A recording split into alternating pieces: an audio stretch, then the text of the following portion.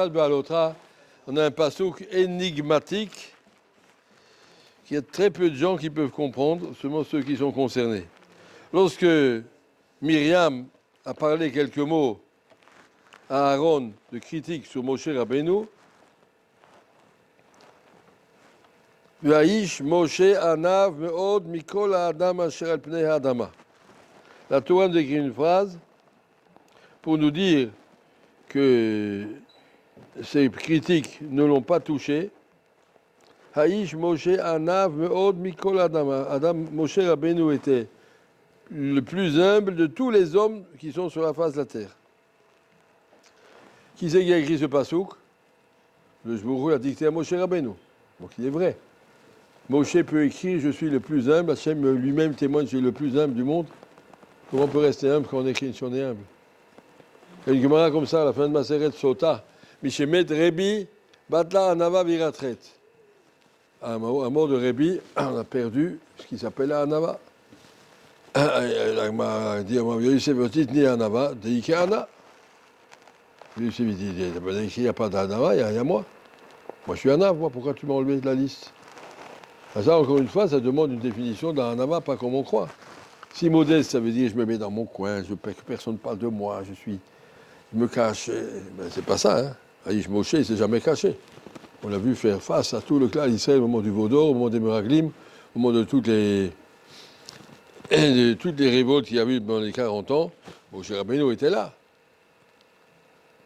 Zichut Torah Moshe Avdi, Torah Tzivela. Nous, Moshe, toute la Torah, c'est ce qu'on a reçu de Moshe Rabbeinu. Comment pas parler de Anav Meod Mikol Adam? Si Anav Meod Mikol Adam, ça veut dire je suis le plus bête, le plus rachat, le plus tipèche. C'est pas ça que ça veut dire, sûrement pas. Donc la définition du mot Anava demande à être expliquée. Anav, comme ça on raconte qu'ils ont demandé au Chazon Ish, Arabe, vous savez très bien que vous êtes le plus grand de cette génération. Comment vous pouvez être Anav? Chazon Ish a dit, je ne me mesure pas par rapport aux gens, je me mesure par rapport à ce que Kadosh Baruch Hu attend de moi. Je sais que je suis capable de beaucoup, beaucoup plus. Et je dois me cacher. N'importe quel enfant qui vient ici, peut-être que le Jbourou est content de lui, il a fait son travail, tout ce qu'il attend de lui. Et moi, que le Jbourou, je ne sais pas combien il aurait espéré que je fasse. Tout ce que je peux faire. Et puis pour nous, on est tous des fourmis devant la grandeur du Chazon Ish. Le Chazon Ish était conscient que par rapport à la Chokhmah de la Torah, avec tout ce qu'il a creusé, tout ce qu'il a compris, tout ce qu'il a avancé, il est resté encore un Anav Meod Mikol Adam. Tout ce que Moshe Rabbeinu même lui-même a compris et a appris, la Torah est beaucoup plus grande que lui. La Torah elle est infinie. Et l'infini divisé, quand tu divises 100 kilos ou 1000 kilos par l'infini, tu auras toujours zéro. Ou tu t'appelles Moshe Rabbeinu ou tu t'appelles Yankele, face à l'infini, on est tous nuls. Face à la Torah est immense dans tous les sens. On n'a pas d'idée de ce que ça représente, juste pour comprendre. La Gemara demande qu'est-ce qu'il faisait à Kadosh Baruch Hu avant la création du monde. Il étudiait la Torah. Tu ne comprends pas, mais en tout cas, ça veut dire que la Torah, c'est quelque chose d'infini, qu'on peut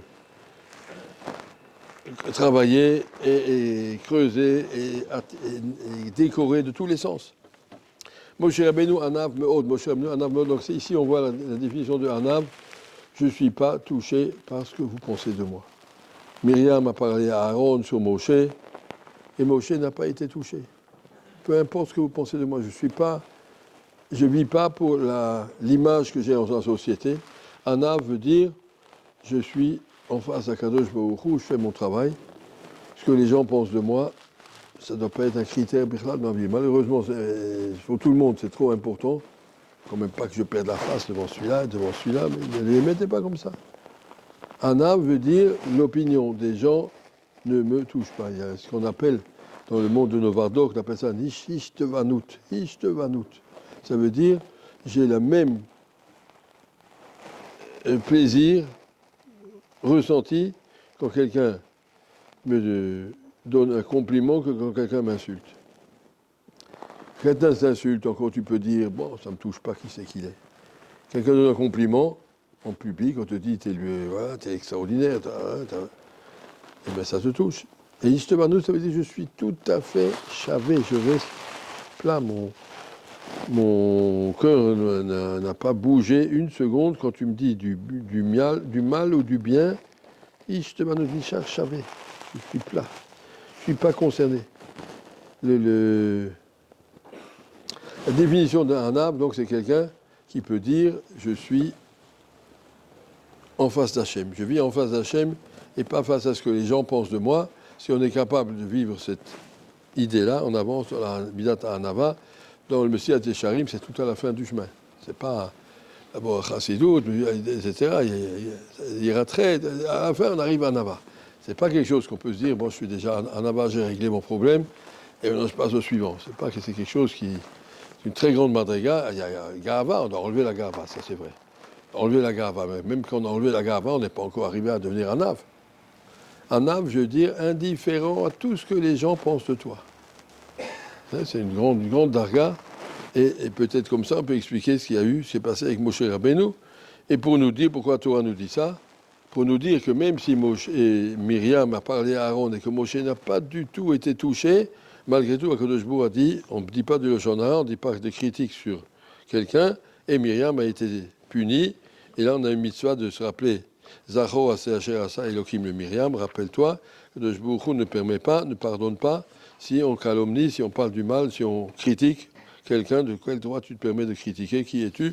Et donc ça c'est cette paracha de Myriam qui est ici, qui est très très dure et importante.